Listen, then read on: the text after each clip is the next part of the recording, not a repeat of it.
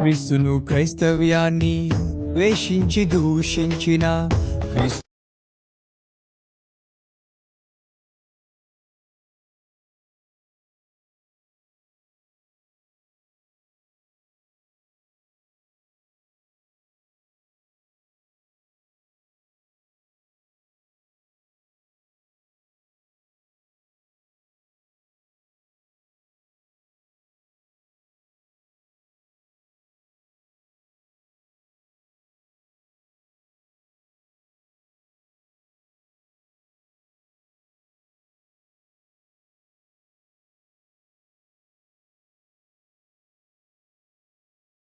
ఈ లోకంలో ఆయన ఏదైనా చేయటకు సమర్థుడు. అందుకోసం చూడండి, యేసుప్రభు వారు శిష్యులు ఆ తుఫాన్లో ఉన్నప్పుడు, తుఫాన్ చేత పట్టింపబడుతున్నప్పుడు యేసువారు ఏం చేశాడంటే ఆయన నీటి మీద నడుచుకుంటూ వెళ్ళిపోయాడు. కారణం ఏంటంటే ఈ have an authority over the earth. ఈ భూమి మీద ఉన్నటువంటి సమస్తమైనటువంటి శక్తుల మీద, ఈ భూమి మీద ఉన్నటువంటి సమస్తమైనటువంటి ప్రభావాల మీద, సమస్తమైనటువంటి సూత్రాల మీద ఆయన అధికారం కలిగినటువంటి దేవుడు. దేవునికి స్తోత్రం. The gravity power became vanity in the presence of the lord. దేవుని యొక్క ప్రసన్నతలో, దేవుని యొక్క సన్నిధిలో ఈ భూమి యొక్క భూ ఆకర్షణ శక్తి నిర్వీర్యమైపోయి నీటి మీద వెళ్తున్నటువంటి యేసు వారిని నీటిలోనికి భూ ఆకర్షణ శక్తి ఏం చేయలేకపోయింది, లాగలేక. నాకు తెలుసు, యూ హ్యావ్ ద పవర్, నీ శక్తిని కూడా ఉపయోగించు, దూకే అంటున్నాడు సాతానుడు. యేసు వారికి అధికారం ఉందని తెలుసు సాతానుడికి, ఆ అధికారాన్ని కూడా ఉపయోగించంటున్నాడు. జాగ్రత్తగా ఆలోచించండి. దేవుడు మనకు కూడా చాలా అధికారాలు ఇచ్చాడు, దేవుడు మనకు కూడా చాలా బలాలు ఇచ్చాడు, దేవుడు మనకు కూడా చాలా జ్ఞానం ఇచ్చాడు, చాలా వివేచన ఇచ్చాడు, చాలా ఆలోచన శక్తిని ఇచ్చాడు, చాలా బలమునిచ్చాడు. దేవుడు నీకు ఇచ్చిన అధికారం, దేవుడు నీకు ఇచ్చిన బలం, దేవుడు నీకు ఇచ్చిన శక్తి, దేవుడు నీకు ఇచ్చిన వివేచన, దేవుడు నీకు ఇచ్చిన జ్ఞాన సమృద్ధి, దాన్ని కూడా సాతానుడు వాడుకుని నిన్నేం చేస్తాడు, తప్పు మార్గంలో దేవుడు నీకు ఇచ్చిన జ్ఞానాన్ని, దేవుడు నీకు ఇచ్చిన బలాన్ని సాతానుడు ఏం చేస్తాడండి, ఇలా వాడు, ఇలా ఎందుకు వాడకూడదు వాడు. దానికి మంచి ఉదాహరణ మీకు జ్ఞాపకం చేస్తాను, మంచి ఉదాహరణ చెప్తాను. నేను ఓ ప్రయత్నం చేస్తాను మీకు అర్థం అవడానికి. ప్రతి సంఘంలో కూడా జ్ఞానం కలిగిన వారు ఉంటారు. ఎంత జ్ఞానం కలిగిన వారు ఉంటారంటే సేవకుని కంటే జ్ఞానం కలిగిన వారు ఉంటారు. ఉదాహరణ చెప్తాను. మన సంఘంలో నాకంటే వాక్యానుభవం మీకే ఎక్కువ, ఇందులో చాలామందికి. ఎందుకంటే ఇప్పుడు ఫర్ ఎగ్జాంపుల్ యూసుఫ్ గారు ఉన్నారనుకోండి, ఎప్పుడో నేను చిన్నప్పుడే ఆయన సంఘంలో రావడం మొదలెట్టాడు. ఆయన పెద్దయ్య గారు ఇంచుమించు పెద్దయ్య గారితో ఉన్నారు కనుక ఆయన చెప్పిన వాక్యానుభవం అంతా అనుకుంది. కానీ తర్వాత ఆయన ఎదురుగుండా పుట్టి ఆయన సంఘంలో ఉన్నప్పుడు నేను చిన్నవాడిగా ఉండి కదండి, ఇప్పుడు దేవుని యొక్క కృపను బట్టి పరిచర్యలోకి వచ్చి సేవ చేస్తూ వాక్యాన్ని అందిస్తూ ఉన్నాను. ఉదాహరణకు చెప్పాలంటే ఆయన నాకంటే జ్ఞానవంతులు అయి ఉండొచ్చు. ఒకవేళ లోకంలో నీకు అధికారం ఉండొచ్చు, సంఘంలో అధికారం కలిగిన వాళ్ళు, లోకంలో ఉద్యోగాలు చేసుకునే వాళ్ళు, లోకంలో నాయకులుగా ఉన్నవారు సంఘంలో ఉండొచ్చు. సేవకుని కంటే బలం కలిగిన వారు, సేవకుని కంటే జ్ఞానం కలిగిన వారు, సేవకుని కంటే లోకల జ్ఞానం కలిగిన వారు, సేవకుని కంటే లోక బలము కలిగిన వారు, సేవకుని కంటే లోకంలో అధికారం కలిగిన వారు సంఘంలో ఉండొచ్చు. లోకంలో మీకు దేవుడిచ్చిన ఆధిక్యతను, లోకంలో దేవుడు మీకు ఇచ్చినటువంటి జ్ఞానాన్ని, లోకంలో దేవుడు మీకు ఇచ్చినటువంటి నాయకత్వాన్ని వాడుకుని సాతాడు సంఘాన్ని పాడు చేయడానికి మిమ్మల్ని ప్రేరేపిస్తాడు. అందుకోసమేనండి నేటి సంఘాల్లో, చాలా సంఘాల్లో పార్టీ విభేదాలు వచ్చేస్తాయి. సంఘాల్లో కూడా పార్టీలే. ఒకడు పాస్టర్ గారి తరపున, ఒకడు సంఘ పెద్దల తరపున కొంతమంది, వాయిద్యాలు వాయించేవాడు పక్కన ఒకడు కొంతమంది, కీబోర్డు పక్కన కొంతమంది, పార్టీలు ఎక్కడ సంఘాల్లో. మీకు విషయం చెప్తాను, బాగా అర్థం చేసుకోండి. లోకంలో ఉన్నవాడు దెబ్బలాడేయచ్చు, తిట్టేయచ్చు, బండబూతులు తిట్టేయచ్చు, సినిమాలు చూసేయచ్చు, తాగేసి దొల్లేయచ్చు, సిగరెట్లు కాల్చేయచ్చు, పొద్దు నుంచి సాయంత్రం దాకా గుప్పేయచ్చు. కానీ వాడు ఎవడు ఏమి చేసినా ఎవడు నోరెత్త. కానీ సంఘంలోనికి వెళ్ళి ప్రార్థనకి వెళ్తున్నా నీవు తిట్టావు అనుకోండి, ప్రార్థనకి వెళ్ళే నీవు సిగరెట్ కాల్చావు అనుకోండి, ప్రార్థనకి వెళ్ళే నీవు ఎక్కడైనా మున్సిపాలిటీకి ఎత్తులాగా ఎక్కడైనా ఎర్ర నీళ్ళు కనబడతాయి కదా ఆగావా అనుకోండి, ప్రార్థనకి వెళ్ళే నీవు రోడ్డుకి కానీ నువ్వు చెయ్యెత్తి ఇలాగని తిట్టావా అనుకోండి, ఎవరికి అవమానం చెప్పండి? అప్పుడు బయట ఉన్నవాడు ఎవడే చేసినా మాట్లాడండి, నీవు మాత్రం మాట్లాడితే మాత్రం లోకమంతా కాకులు ఎరిచేస్తారు. నువ్వు ప్రార్థనకి వెళ్తున్నావు, ఏదైనా భక్తి. ఇంకో మాట చెప్తారు ఉండండి, బాగా లోకి ఎవడంటే పాస్టర్ ఎవరు తప్పులు అనుకున్నా మొట్టమొదటి వచ్చే మాట ఏంటి, మీ పాస్టర్ గారు ఎలాగ చెప్పారా, ఇదో పెద్ద సత్తా అయిపోతున్నా. దేవునికి స్తోత్రం. భార్య భర్తల మధ్య దెబ్బలాడు వచ్చింది అనుకోండి, మీ పాస్టర్ గారు ఎలాగ చెప్పాడు అంటాడు వీడు. అత్తగారు మాగారు దెబ్బలాడుకుంటే కోడలు అంటది, మీ పాస్టర్ గారు ఎలాగ చెప్పాడు. అయ్యి జాగ్రత్త. దేవుని నామానికి అవమానం తేయడానికి, నిన్ను సాతానుడు దేవునికి దూరం చేయడానికి, లోకంలో నీకున్న బలాన్ని, లోకంలో నీ జ్ఞానాన్ని, లోకంలో నీ అధికారాన్ని, దేవుడు నీకు ఇచ్చిన ఆధిక్యతను అడ్డం పెట్టుకుని నిన్ను ఆ లేనిపోని ఆలోచనలు పుట్టించి నిన్ను దేవునికి వ్యతిరేకంగా మార్చగలడు. దేవునికి స్తోత్రం. అర్థమైతే ఒకసారి దేవునికి స్తోత్రం చెప్పండి. లోకంలో నువ్వు బలవంతుడు, లోకంలో జ్ఞానం కలిగిన వాడు, లోకంలో అధికారం కలిగిన వాడు. కాబట్టి సంఘంలో కూడా నువ్వేమనుకుంటావు, ఇప్పుడు లోకంలో నువ్వు అధికారం కలిగినవాడు కాబట్టి సంఘంలో కూడా 10 మంది అని నీ మాట వింటారు. వెనుకుంటూ ఉంటారా? వింటారు. అప్పుడు సాతాను ఏం చేస్తాడో, నిన్ను వెరవిస్తాడో, నిన్ను ప్రేరేపిస్తాడో, నీ అధికారాన్ని ఉపయోగించు, నీ బలాన్ని ఉపయోగించు, నీ జ్ఞానాన్ని ఉపయోగించు, నీ నాయకత్వాన్ని ఉపయోగించు, తిప్పా చక్రం అంటాడు. మనం ఏం చేస్తాం, ఇదే కరెక్ట్ ఏమో తిప్పేతాం. ఎప్పుడైతే చక్రాన్ని తిప్పేసామో, ఎప్పుడైతే మన ఆలోచనలు అక్కడ పెట్టేశామో, ఎక్కడైతే మన మనసును అక్కడ తిప్పేశామో, ఎప్పుడైతే మన బలాన్ని అక్కడ పెట్టేశామో, ఏమవుతుంది, దేవునికి కోపం వచ్చింది, ఉన్న అధికారాన్ని పీకి పడేస్తాడు. చూడండి, జాగ్రత్తగా ఉండండి. నీ అధికారాన్ని నువ్వు ఎలాగ ఉపయోగిస్తున్నావు, నీ జ్ఞానాన్ని నువ్వు ఎలాగ ఉపయోగిస్తున్నావు, నీకున్న శక్తిని నువ్వు ఎలాగ ఉపయోగిస్తున్నావు. అందుకోసమే నీ వాటన్నిటిని విడిచిపెట్టి రావాలి మందిరంలోనికి. మందిరంలోకి వచ్చినప్పుడు అన్నీ విడిచిపెట్టి రావాలా. మందిరంలోకి వచ్చినప్పుడు నేను బయట ఆఫీసర్నండి, బయట జ్ఞానవంతునండి, బయట నేను ఎమ్మెల్యేనండి, బయట నేను ఎంపీనండి, బయట నేను ఆడినండి ఈయనండి, అవన్నీ బయట. ఎక్కడ కాదు, సంఘంలోకి అది తెచ్చావా సాతాను నిన్ను పాడు చేసేస్తాడు. నీకున్న అధికారాన్ని, దేవుడు నీకు ఇచ్చిన ఆధిక్యతను వాడుకుని సాతాడు నిన్ను దేవుడికి దూరం చేస్తున్నాడేమో. జాగ్రత్త. సంఘంలో ఉన్న వారికి కూడా దేవుడు కొన్ని వరములు ఇస్తాడండి. దేవుడు సంఘంలో ఉన్న వారికి కూడా అందరికీ వరాలు ఇస్తాడు. నీకు భాషను మాట్లాడే వరం ఇచ్చాడు, భాషలకు అర్థం చెప్పే వరం ఇచ్చాడు, స్వస్థపరిచే వరం ఇచ్చాడో, లేదా దర్శనాల వరం ఇచ్చాడో, వివేచన వరం ఇచ్చాడో నాకు తెలియదు. దేవుడు నీకు ఇచ్చిన వరమును వాడుకుని సంఘానికి వ్యతిరేకంగా నిన్ను సాతానుడు తిప్పడానికి ప్రయత్నం చేస్తే జాగ్రత్త. సాతానుడు ఆ విధంగా కూడా నిన్ను ఏం చేయగలడు, శోధించగలడు. నీ అధికారాన్ని పట్టుకుని కూడా దేవుడు నీకు ఇచ్చిన ఆధిక్యతను కూడా పట్టుకుని నిన్ను శోధించగలడు. శోధించి ఏం చేస్తాడు, నీ అధికారాన్నే వాడు అంటాడు, కానీ వాడే విధానము వాడు చెబుతాడు. హలో, అధికారమే వాడతావు, ఆ అధికారం వాడితే పని అవుతుంది, కానీ విధానం ఎవడు చెప్తాడు, అక్కడే వచ్చింది తలకాయ. నీ అధికారాన్ని వాడు, కానీ ఎలా వాడాలో ఎవడు చెప్తాడు. నువ్వు సంతకం పెడితే ఉద్యోగం వచ్చుద్ది కదండి, కానీ ఎక్కడెట్టాలో ఫైల్, ఏ ఫైల్ మీద సంతకం పెట్టాలో ఎవడు చెప్తాడు, అక్కడే తలకపోవటం. పెట్టకూడని ఫైల్ మీద సంతకం పెట్టేసాం అనుకోండి, అధికారం ఉందని ఆడికి ఉద్యోగం వచ్చేది, ఎప్పుడో తేడా కొట్టేది. ఎవడు నాశనం అయిపోతాడు, పెట్టమన్నా వాడు బాగానే ఉంటాడు, పెట్టినోడు నువ్వే పోతే నీ ఉద్యోగం అయిపోతుంది. దేవుడు నీకు ఇచ్చిన ఆధిక్యతను, దేవుడు ఇచ్చిన ఆధిక్యతను, దేవుడు నీకు ఇచ్చిన అధికారాన్ని, దేవుడు నీకు ఇచ్చిన బలమును, దేవుడు నీకు ఇచ్చిన వరములను సాతానుడు వాడి నిన్ను దేవునికి దూరం చేయడానికి నిన్ను వెరవించవచ్చు, నిన్ను ప్రేరేపించవచ్చు, నిన్ను శోధించవచ్చు. జాగ్రత్త. నీ అధికారాన్ని ఎలా వాడుతున్నావు, నీ వరములను ఎలా వాడుతున్నావు, నీ శక్తిని ఎలా వాడుతున్నావు, నీ జ్ఞానాన్ని ఎలా వాడుతున్నావు, నీ ఆలోచనను ఎలాగ వాడుతున్నావో జాగ్రత్త. అది సాతానుడు చేతిలోనికి వెళ్ళిపోయిందేమో. లేకపోతే నీ జ్ఞానము సాతానుడు వాడుకుని నిన్ను సాతానుడు నిన్ను, నీ సంఘాన్ని, నీ నీ యొక్క కుటుంబాన్ని దేవునికి దూరం చేయడానికి ప్రయత్నాలు చేస్తూ నిన్ను శోధిస్తున్నాడేమో, నిన్ను ప్రేరేపిస్తున్నాడేమో. జాగ్రత్త. కనుక నీకున్న జ్ఞానాన్ని, నీకున్న తెలివిని, నీకున్న అధికారాన్ని దేవుని చేతిలో పెట్టావు.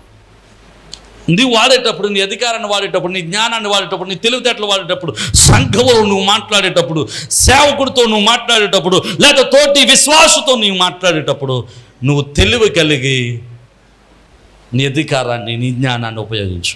హల్లెలూయా. నువ్వు వాడే మాట, నువ్వు ఉపయోగించే మాట, నువ్వు మాట్లాడితే మనుషులు కట్టబడతారు, మంచిదే. నువ్వు మనిషిని తిప్పగలిగిన మనసు నీకు ఉండొచ్చు, మనుషుల్ని బలపరచగలిగిన జ్ఞానం నీ దగ్గర ఉండొచ్చు, ఒక మంచి గ్రూపును ఏర్పాటు చేసే జ్ఞానం నీ దగ్గర ఉండొచ్చు. కానీ జాగ్రత్త, దేనికి వాడుతున్నావో, ఏ గ్రూపుగా వాడుతున్నావో. డోకరు గ్రూపుగా వాడితే పర్లేదు, సంఘంలో గ్రూపులకు వాడుతున్నావేమో. జాగ్రత్త కదండి, జాగ్రత్త. సాతాను నిన్ను కూడా ఇలా కూడా శోధించి నిన్ను దేవునికి, దేవుని చిత్తానికి, దేవుని యొక్క వాక్యానికి, దేవుని రాజ్యానికి, దేవుని యొక్క ప్రణాళికకు నిన్ను దూరము చేస్తాడు. ఇక మూడవది జ్ఞాపకం చేసుకుందాం. ఇక మూడవది, సాతానుడు యేసువారిని, ఇక్కడ కూడా యేసువారు దొరకలేదు, తన అధికారాన్ని ఉపయోగించలేదు. తన అధికారాన్ని ఉపయోగించకుండా సాతాన్ని ఎదిరించినప్పుడు యేసువారిని వదిలిపెట్టిపోయాడు. ఇక మూడవసారి యేసువారిని తీసుకొచ్చి ఇక కొండ మీద నిల్చోబెట్టి యేసువారికి చూపిస్తున్నాడట. ఏం చూపిస్తున్నాడు అక్కడ? లోకంలో ఉన్నటువంటి ధనమంతా, లోక రాజ్యములన్నీ, లోకంలో సిరి సంపదలు అంతా, లోకంలో ఘనత అంతా, లోకంలో మహిమ అంతా చూపించి నువ్వు నాకు ఒకసారి మురుకు ఇవన్నీ నీకు ఇచ్చేతనా. ఏమండి, భోజనాల దగ్గర, అవసరాల దగ్గర దొరకపోవచ్చు, నువ్వు అధికారం దగ్గర దొరకపోవచ్చు, నువ్వు ఇక్కడ మాత్రం ఎవడైనా పడిపోవాల్సింది. ఎక్కడిది? డబ్బు. నీకు ధనమును వెర్రవేస్తాడు, జాగ్రత్త. మనందరం కూడా పల్లెటూరు సంఘాలు కాబట్టి ఒక మాట చెప్తారు. ఆదివారం ఇది ఊడుపుల సమయం. ఊడుపుల సమయంలో ప్రార్థనకు వస్తాము, ఊడుపుకి వెళ్తాం. కోతల సమయంలో ప్రార్థనకు వస్తాము, కోతకి వెళ్తామా. ఉద్యోగం చేసుకుంటున్నాం అనుకోండి, ఉద్యోగం చేసుకున్నప్పుడు ఆదివారం ఓటీ చేస్తే డబ్బులు వస్తాయి. ఓటీ చేస్తావా, ప్రార్థనకు వస్తావా? చెప్పట్లేదు మీరు. ఖచ్చితంగా ఓటీకి వెళ్తాం, ఖచ్చితంగా పనికి వెళ్తాం. మనల్ని దేవునికి దూరం చేయడానికి సాతానుడు పెద్ద పెద్ద బిస్కెట్లు, బంగారు బిస్కెట్లు, పెద్ద పెద్ద బంగారు గన్నులు చూపించిన అవసరం లేదు. మనకు ఒక పచ్చ నోటు, అది కూడా రంగులు మార్చేసుకుంటుందండి. ఇప్పుడు పచ్చ నోటు ఎల్లా వంకాయ రంగులోకి వచ్చేసింది. ఏంటది? 100 నోటు. పచ్చ నోట్లు లేవు కదండి. ఆ ఒక్క నోటు చూపిస్తే చాలేక నువ్వు ప్రార్థన లేదు, భక్తి లేదు, దేవుడు లేడు, అసలు సేవకుడు కూడా లేడు, అసలు మనం క్రైస్తవులు అన్న సంగతే మరిచిపోయి దాని వెనకాల పరిగెత్తుకుంటూ వెళ్ళిపోతామా. జాగ్రత్త. ఎవరిని మిరింగుదమా అని గర్జించు సింహం వల్ల తిరిగిలాడుతూ నువ్వు ఎక్కడ దొరుకుతావా అని చూస్తున్నాడు. మూడవ రకమైన శోధన ఏంటంటే ధనం. జాగ్రత్త. ధనము దగ్గర సాతాను నిన్ను వెరవించవచ్చు, ధనాపేక్షను చూపించి సాతాను నిన్ను లాగొచ్చు. గెహాజీ పడిపోయాడండి. ఎక్కడ? దేని దగ్గర పడిపోయాడు గెహాజీ? చెప్పట్లేదు మీరు. ధనం దగ్గర పడిపోయాడు. యూదా ఇస్కరియోతు సాతానుకు దొరికేశాడు. ఎక్కడ? ధనం దగ్గర. ఈరోజు నువ్వెక్కడ దొరికేస్తున్నావు చూసుకో. 2 శోధనలు జయించి వచ్చి ధనము దగ్గర సాతానుడు శోధిస్తున్నప్పుడు, ధనమును ఆశ చూపి సాతానుడు దేవుడి దగ్గర నుంచి దూరం చేయాలనుకున్నప్పుడు ధనం వెనకాల పరిగెత్తుకెళ్ళిపోతున్నావేమో. జాగ్రత్త. దేవుని ఒడిలో నుంచి నరకపు ఒడిలోనికి, సాతాను ఒడిలోనికి నేను లాక్కెళ్ళిపోతున్నాడు.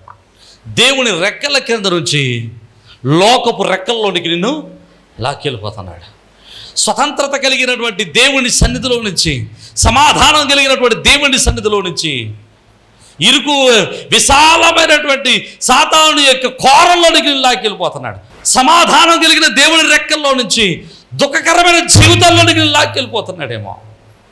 సాతాను నిన్ను శోధిస్తున్నాడేమో. నువ్వు దొరికేస్తున్నావేమో. జాగ్రత్త.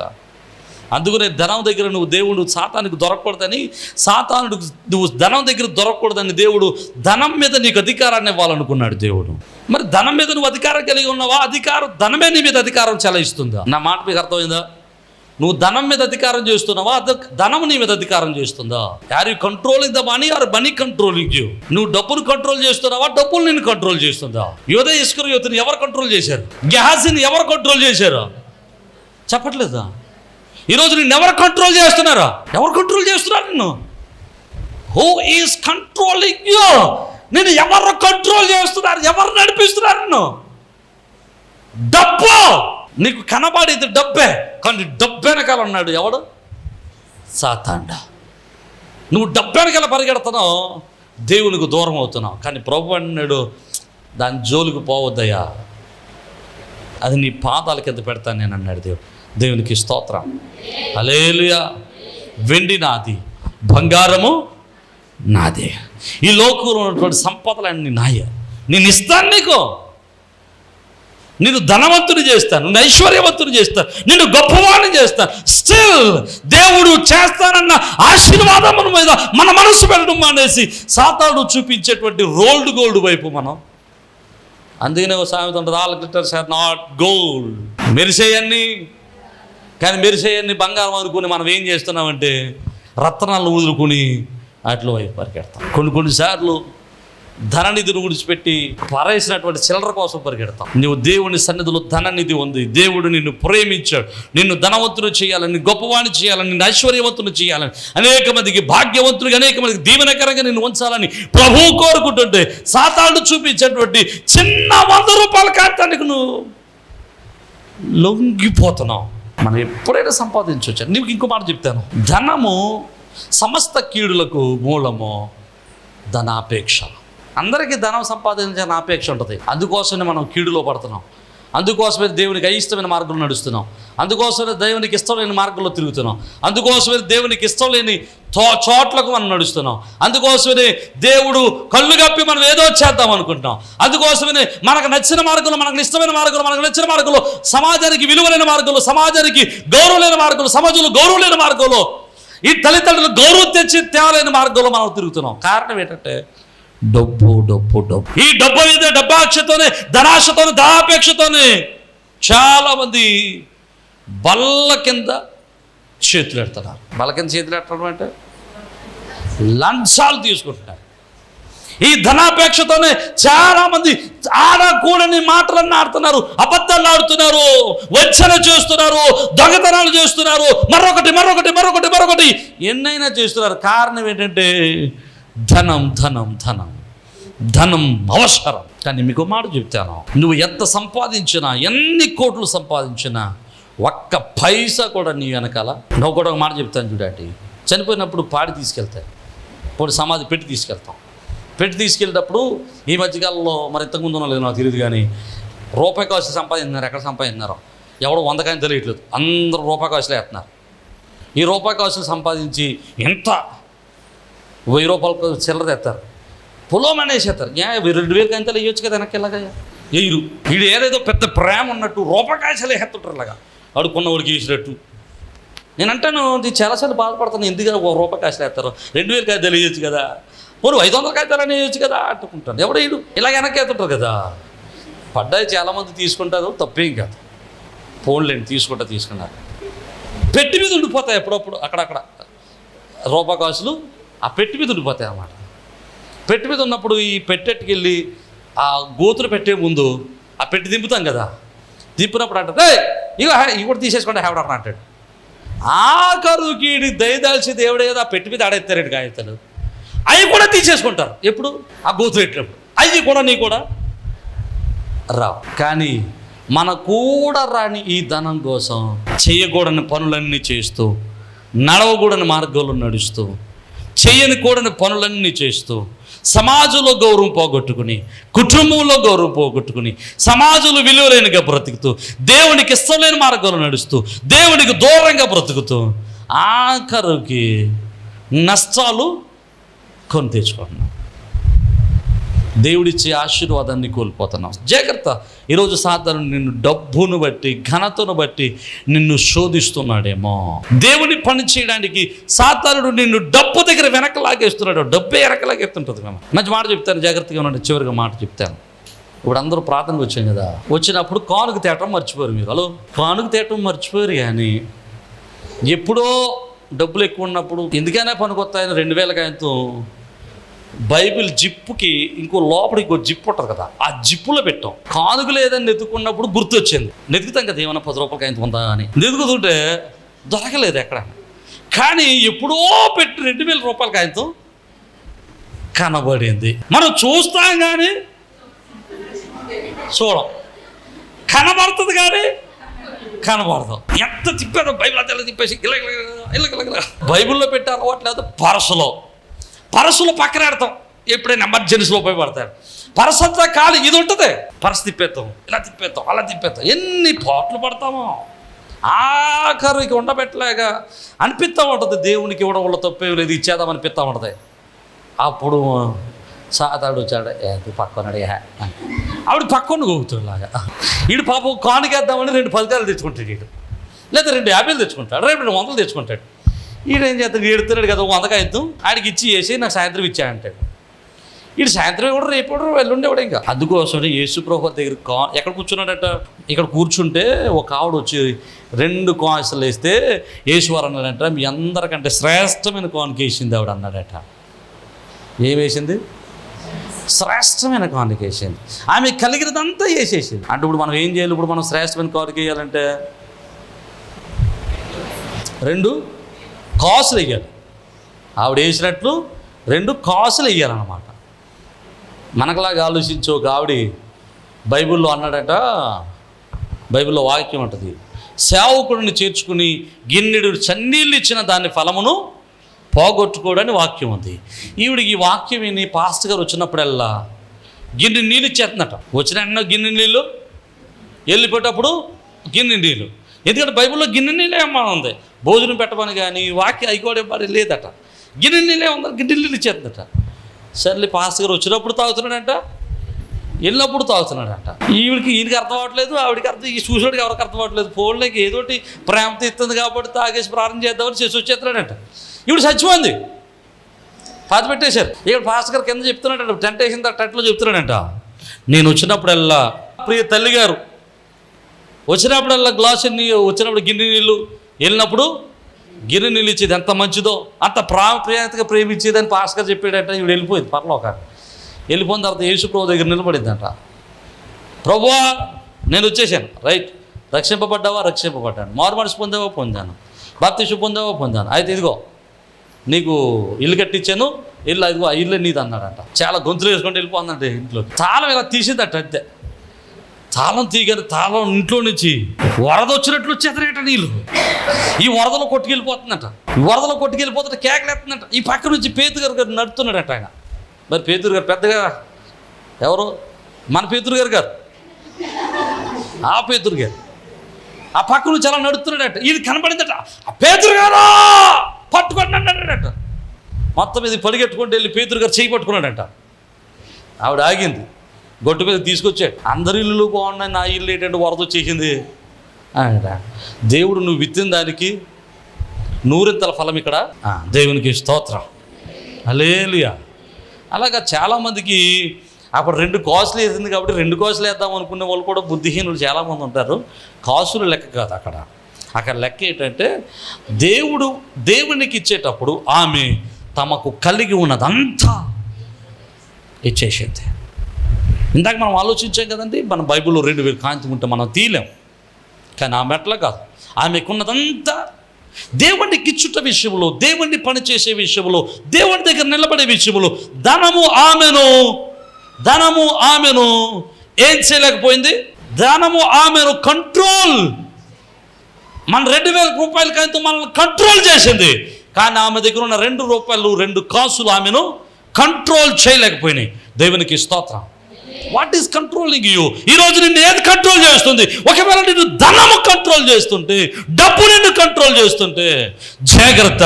ఆ ధనము వెనకాల, ఆ ధనాశ వెనకాల సాతాను ఉరి దాగి ఉంది. జాగ్రత్త. సాతానుడు శోధించేటువంటి 3వ ప్రయత్నం ధనాపేక్ష. ఈరోజు జాగ్రత్త. ధనాపేక్ష వెనకాల సాతానుడు ఉరిపెట్టి నిన్ను దేవునికి దూరం చేయడానికి ప్రయత్నము చేస్తున్నాడేమో. అర్థమైన వారు దేవునికి స్తోత్రం చెబుతాం. హల్లెలూయా. అందుకనే నీవు ధనాన్ని ఎలా ఖర్చు పెట్టాలో, ధనాన్ని ఎలా కంట్రోల్ చేయాలో దేవుడు వాక్యంలో రాసి పెట్టాడు. హల్లెలూయా. ఆ విధంగా ధనాన్ని కంట్రోల్ చేస్తే సాతానుడు ఇక ధనమును చూపించి నిన్ను ప్రేరేపించలేడు. ధనమును చూపించి సాతానుడు ఉరిని ఒడ్డు లేకపోతే ఉచ్చును లేడు, ఉరిని వడలేడా, ఉరి వేయలేడా, ఉచ్చు వేయలేడా సాతానుడు. దేవునికి స్తోత్రం. ఆ ధనమును చూపించి నిన్ను వెరవించలేడు. జాగ్రత్త. 3 ప్రయత్నాలు చేస్తాడు. మొదటి ప్రయత్నం అది ఆహారం కాదు ముఖ్యం, అది ఆహారం అనేటువంటిది ఒక ఎగ్జాంపుల్ చూపించాం. ఆహారం కాదు ఎగ్జాంపుల్, అది ఎగ్జాంపుల్. అవసరం. ఆ అవసరంలో సాతానుడు మనల్ని ఎలా వాడుకుంటాడు అనేటువంటిది ఆహారాన్ని ఒక ఎగ్జాంపుల్గా చూపించాను. నీకు ఏది అవసరమైనా సరే సాతానుడు తనకి ఇష్టం వచ్చినట్టు నిన్ను మలచడానికి నీ అవసరాన్ని తనకు అనుకూలంగా మార్చుకుని నిన్ను శోధిస్తాడు. రెండవది నీ అధికారం, నీ బలం, నీ జ్ఞానం, నీ యోగ్యత సాతానుడు వాడుకుని తనకిష్టం వచ్చినట్టు నచ్చినట్టు మార్చుకుని నిన్ను దేవునికి అయిష్టమైన వాడిగా చేసి సంఘాన్ని, దేవుని యొక్క పనిని పాడు చేయడానికి నిన్ను ప్రేరేపిస్తాడు. జాగ్రత్తగా ఉండాలని. దేని బట్టి? మనకు దేవుడిచ్చిన ఆధిక్యతను బట్టి, దేవుడు మనకిచ్చిన జ్ఞానాన్ని బట్టి, దేవుడు మనకిచ్చినటువంటి అధికారాన్ని బట్టి, దేవుడు మనకిచ్చిన నాయకత్వాన్ని బట్టి. ఇక 3వది ధనాపేక్ష. ధనాపేక్ష. ఈ ధనాపేక్షను బట్టి సాతానుడు నిన్ను ప్రేరేపించవచ్చు, శోధించవచ్చు. అందుకనే యోబు దగ్గరికి సాతానుడు వెళ్ళినప్పుడు ఏం చేశాడు తెలుసా? దేని మీద దెబ్బ కొట్టాడు తెలుసా? యోబు యొక్క సంపద అంతటని పాడు చేశాడు. అయినప్పటికీ యోబు ఏమన్నాడండి? దేవుడే ఇచ్చాడు, దేవునికి స్తోత్రం, హల్లెలూయా, దేవుడు ఇచ్చాడు, దేవుడే తీసుకున్నాడు అనగలమా మనం? ఈరోజు ఉన్నదంతా దేవునికి ఇచ్చేస్తే రేపు ఇంకోటి ఇస్తాడన్న అనగలమా మనం? చెప్పట్లేదు మీరు, అనలేం. అందుకోసమని మనం పొందుకోలేం.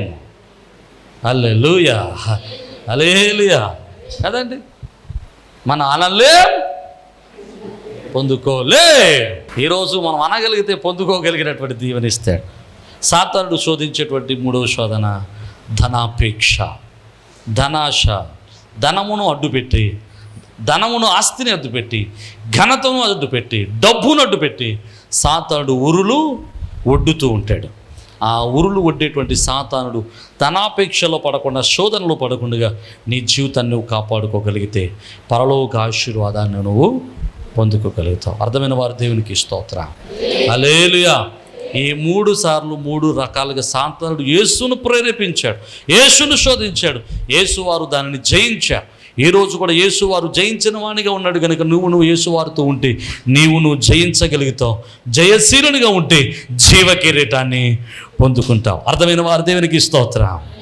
ఈ రోజు నా ఉద్దేశంలో ఈ వాక్యాన్ని వింటున్నటువంటి మీ అందరూ, ఈ వాక్యాన్ని వింటున్న ప్రతి ఒక్కరూ సాతాను జయించి జీవ కిరీటము పొందుకున్నట్లుగా మీరు జీవించుదురుగాక. సాతాను జయించు శక్తిని ప్రభు మీకు అనుగ్రహించునుగాక. ధనాపేక్షను జయించు బలమును దేవుడు మీకు ఇచ్చునుగాక. సాతాను వేటేటువంటి ప్రతి ఉరిని జయించు బలమును దేవుడు మీకు ఇచ్చునుగాక. సాతాను జయించు శక్తి మీరు పొందుకుందురుగాక. మిమ్మల్ని ఒడ్డుతున్న ప్రయత్నం చేస్తున్న సాతాను శక్తులు లయమగునుగాక. సాతాను శోధనలో జయము పొందుకుందురుగాక. హల్లెలూయా, హల్లెలూయా. ప్రార్థన చేద్దాం.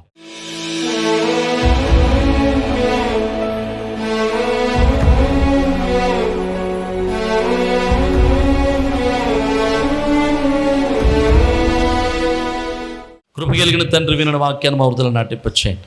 నీ కృపచేత మమ్మల్ని సంధించి నీ బలమును అనుగ్రహించమని ప్రభావిగో తండ్రి. సాతాను మమ్మల్ని శోధిస్తూ ఉన్నప్పుడు 3 రకాలుగా సాతాను శోధిస్తున్నాడు. మా అవకాశాలను బట్టి, మా అవసరాలను బట్టి శోధిస్తున్నాడు.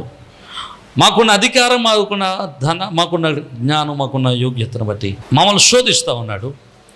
మాకున్న ధనాపేక్షను బట్టి శోధిస్తున్నాడు. ధనం అవసరమే, ఆ ధనాపేక్ష కీడులకు మూలంగా చేస్తూ మమ్మల్ని శోధిస్తూ ఉన్నాడు.